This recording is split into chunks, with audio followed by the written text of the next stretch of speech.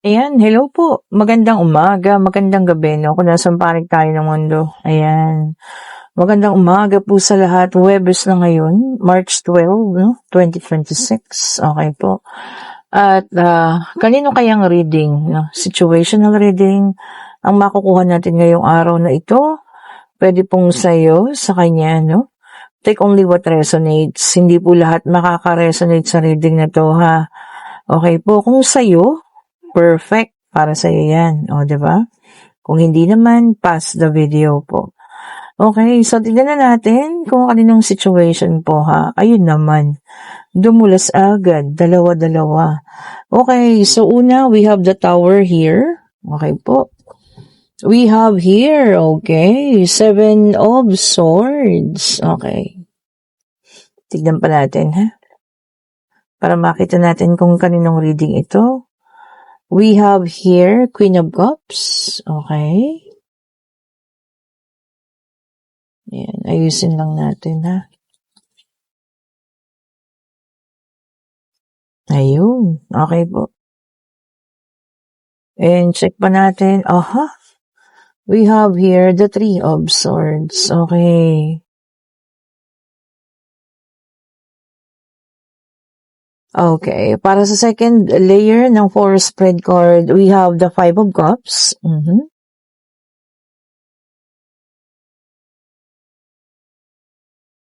And we have here the Ace of Cups. Okay po. Ang daming cups, ha. Oh, we have here the 5 of Swords. And para sa final card natin, we have here the 4 of Cups. Daming cups, no? Ayan. Okay, so kompleto na ang ating situational reading para sa umagang ito ng Huwebes po, ha. So, Huwebes na ngayon. Ayan. So, sa nakikita natin dito, no, may kalungkutan. Ayan, ha.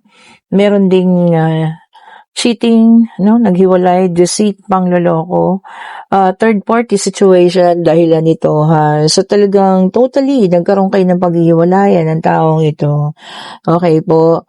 Ang gusto sanang mangyari ng taong ito, no, kaya niya ginawa yung cheating, yung pangloloko, is magkaroon ka ng pakiramdam na obsessed, no? Ma-obsess ka sa kanya.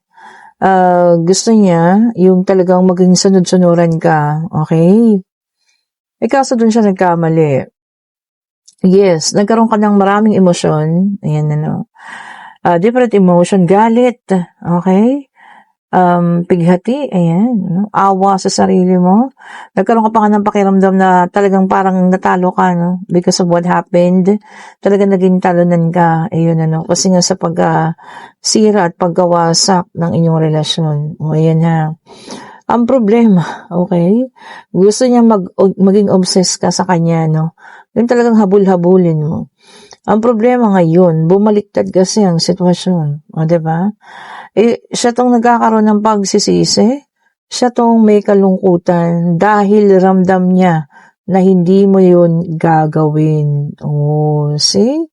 At nararamdaman niya din na, alam mo yan, meron ng changes o pagbabago sa'yo. Oh, so pahiya siya ngayon. Oh, diba? He's expecting something na talagang, alam mo yun, magbebeg ka, no? Magkakaroon ka ng obsession sa kanya. Alam mo, narcissist itong person mo, ha? Nakakuha na naman po tayo ng isang narcissist na tao dito. Naku, kung ito po ay person ninyo, ako na mismo nagsasabi sa inyo, hindi na kailangan balikan yan. Oh. Diba? Mahal na mahal yung sarili. Parang, ewan. Wala man lang pagpapahalaga at respeto sa'yo. Gusto pa yung ganyan. Gusto niya yung maging obsessed ka sa kanya. Kaso baliktad, tingnan mo nangyari, siya ngayon ang may obsession sa'yo. Dahil sa ginawa mong ang tawag dyan, mailap, iwas sa kanya, no? Di siya ngayon. And Ace of Cups, parehas, because you are on a new beginning. Yan, ha. Talagang panibagong buhay ka na. Nawala siya. Tinanggap mo na yun sa sarili mo. You're starting a new life. You're building your own life na wala itong taong ito. No? So, napahiya siya. Kasi ngayon, kinakaya mo, kakayanin mo, at magagawa mo. Ramdam niya yun eh. O, di ba? Ramdam na ramdam niya po yun na talagang hindi ka na magbabalik pa sa kanya. And we have here the Emperor, may dalang number 4. O yan ha. Sabi niya dito no, structuring. Talagang pinapatibay mo na ngayon ang iyong pundasyon. O yan ha. Sa buhay. Yan. Kung ano man 'tong mga foundation mo, na pundasyon mo na pinapatibay mo ngayon. Siguro pinapatibay mo yung iyong damdamin na talagang, alam mo yan, wala na siyang aasahan sa'yo. O, di pahiya ka ngayon. O, di ba? And we have here the Queen of Pentacles, sipag. Ayan. Sipag ang naging puhunan. Kaya ngayon, eto na, umaayos na rin ang buhay. Nagiging abundant na rin, ano. So, dapat lang sa'yo yun, di ba? It is God's will. It is God's gift. Regalo niya sa'yo yan. Sa lahat ng mga ginawang katarantaduhan. So, nagigigil ako eh. Sa'yo ng taong ito, diba? Yan po yung kapalit. So, hindi mo kailangan magulat, ano? Dahil para sa'yo talaga yan. Okay po? Nainis ako sa kanya kasi alam mo yun, imbis na humingi siya ng tawad, ang gusto niya pa maging obsessed ka sa kanya. And there is a Knight of Cups. Somebody is also into you. So, meron ng iba rin, di ba? May ibang tao na rin na nagkakaroon ng interest sa'yo. Ito siguro yung taong tunay na nagmamahal sa'yo, no? Oh. At talagang alam mo yun? Ay, sasabihin ko pa lang, gusto kanyang makasama, gusto niyang maayos, no? Gusto niya ng kasal sa'yo, no? Itong panibagong tao na to. Gusto niya ng pamilya na mabuo. Oh, 'di ba? Kasama ka. Oh. And we have here the Eight of Pentacles. Ayan, hastiness. Gagawa pa tong taong to ng nakakainis na mga bagay, ha? Para lang magpapansin sa'yo. Kasi nga, baliktad eh, yung nangyari. Hindi ito ang inaasahan niya. And we also have here the Nine of Cups. Okay po, rewards. Kakasabi ko lang kanina. So kahit anong natatanggap mo ngayon, huwag kang mag-alala. Lahat yan. Rewards sa'yo ng Panginoon yan ha, dahil mabuti kang tao. Oh, di ba naman? Asan na kaya yung sinamahan niya kung meron man siyang sinamahan? Kasi di ba meron tayong Three of Swords kanina. So ibig sabihin, may sinamahan tong ano na to. Diba? Nimal na to. O, nasa na yun? Ba't iniwan niya? So, hindi sapat din. Okay? And we have here the Four of Pentacles. Ay, sa kanya to, no? Sabi rito, no, pati sa financial niya, nagkakaroon siya ng problema. Oh, kasalanan niya yan. Diba? Bakit niya kasi, pinagpalit ka. Tapos ngayon, dami-dami niyang, hang up sa buhay, o diba? Okay, so kinuha ko tong pangatlong deck of cards natin. Ito pwedeng sa'yo pa rin, pwedeng sa kanya naman, or pwedeng kung kanino man. Okay, depende kung kanino mag-resonate po, ha? Ulitin natin, take only what resonates po. Okay, sa pangatlong deck of card, naku, umikot yun we have here the Five of Wands, fire sign, Aries, Leo, and Sagittarius, naka-reverse. O yan, yung may mga, conflict daw dyan, magtatapos na, or talagang tatapusin na, siguro mag-aayos na, magkakabati-bati na, magkakaroon na ng, alam mo yung kaliwanagan, kung ano man ang inyong pinagtalunan. Mas okay naman yun, di ba? Yung wala kang kairingan or kaaway, mas okay po yan, ha? And we have the Three of Swords, air sign, Gemini, Libra, and Aquarius. Ayan. Sabi niya rito, heartbreak. Oh, hindi talaga maiiwasan, Ang iba sa inyo makakaramdam talaga ng, ayun, heartbreak nga po. Oh, talaga naman. Napapanahon, ha? Maraming mga relasyon ang nasisira po. Oh, ayan. Dahil sa infidelity or pangangalunya or kung ano man, So, ayan. Kung ikaw man ito, makagkakaranas ng heartbreak, hopefully, alam ko makakayanan mo yan at malalampasan mo rin po yan. We have here the Strength, fire sign ulit. Ayan. Sabi niya rito, focus. Kakailanganin daw natin ng matinding pag-focus sa isang bagay. Pwedeng ito ay trabaho mo, pwedeng pagpapalago ng financial mo, Pwede mang kung ano man ito, no? Pero kailangan mo raw po ng matinding pagpo-focus dito. Uy! Kung ano man yan ha, focus lang tayo. At pag-aralan ding mabuti, di ba? Para maging maayos. And we have here the King of Cups, water sign ulit, Cancer, Scorpio, and Pisces. At tagi-tagisa sa fire, air, and water. Fire din yung isa, no? Okay, sabi niya rito, no, emotionally balanced. So, ayan.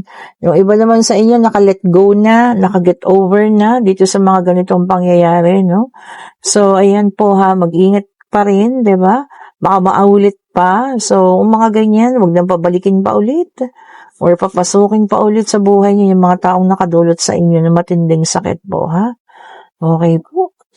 And we have here, water sign ulit, Six of Cups, ayan. Sabi niya rito, happy memories. Yung iba sa inyo nakakaalala ng inyong mga happy memories, ha? Nagkakaroon ng nostalgia. Okay lang yan. Diba? At least masayang mga alaala yun, hindi puro kalungkutan. Uy, maganda yun, diba? And we have here the Four of Wands sa fire sign ulit. Ayan, may celebration, ha? I think this coming weekend, meron pwedeng ikasal, binyag, ayan, maimbitahan ka, birthday. Ayan, maki-party-party naman, ha? Para kahit pa paano makalimot tayo sa mga problema, sa mga, daladalahin sa buhay na hindi maganda. Party-party din, ha? And we also have here the Knight of Wands, sa fire sign ulit ito, no? Sabi niya, impulsiveness. Naku, magkakaroon daw ng impulsiveness or pabigla-bigla. Pwedeng desisyon yan na mabibigla kang gagawin mo or isang bagay na gagawin mo na, alam mo yun, hindi mo akalain kaya mo palang gawin. Kung ano man yan, sana sa ikabubuti, sana sa ikaaayos ng kung ano man, diba? Hindi yung para lang baka gusto mo lang gawin, ano? Sana po maging maayos yan, ha? Kung ano man po yan.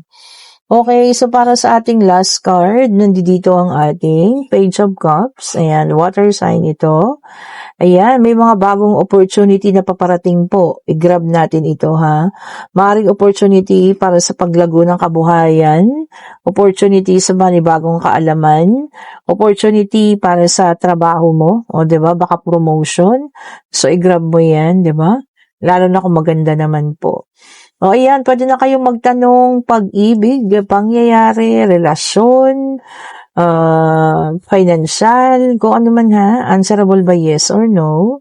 Divine Universe, ibigay mo po ang kasagutan sa kanilang mga katanungan. Pwede yung isa lang po, para hindi naman kami malito-lito. Isa lang po ang inyong ibigay. Ayan. Sige na po, isa lang. Okay. Ayaw yata. Ayun. Okay po. Pero nakalilito ang sagot na to because this is the Lovers and ang sagot ay yes or no. So, pwedeng pa tayong kumuha ng isa ha for clarification lang. Kung ano talaga. If it's a yes or it's a no. Ayan. Pinafrank na naman tayo, no, ng ating Divine Universe. Joke lang po, ha? And yes po ang sagot. Ayan, at ikaw ang gagawa ng aksyon kung ano man tong itinanong mo na yan. Okay po, kung nagugustuhan yung ating reading, pa-like, pa-share, and subscribe. Hit the notification bell para lagi tayong updated sa mga bagong videos na nire-release natin.